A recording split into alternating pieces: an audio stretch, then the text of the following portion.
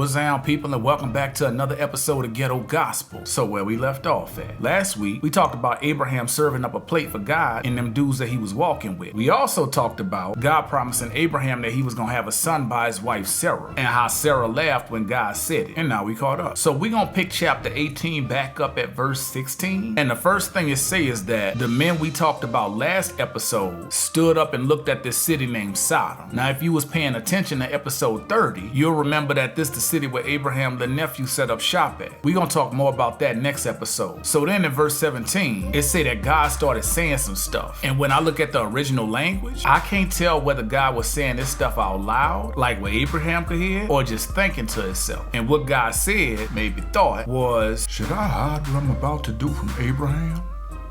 Him and his people about to power up on these folks. And all the nations gonna be blessed through him. I mean, I chose him because I know he gonna teach everybody in this house to keep my way and to do the right thing and treat people fair and whatnot.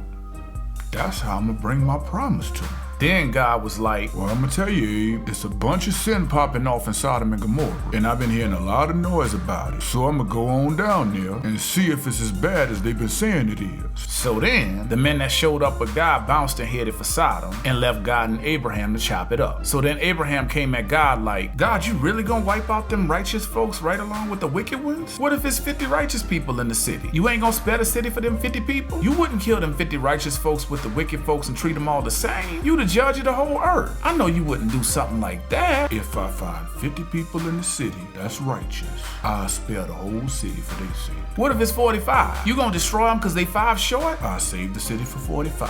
What about 40? Okay. What about 30? Alright. What about 20? I'll save the city for 20. What about 10?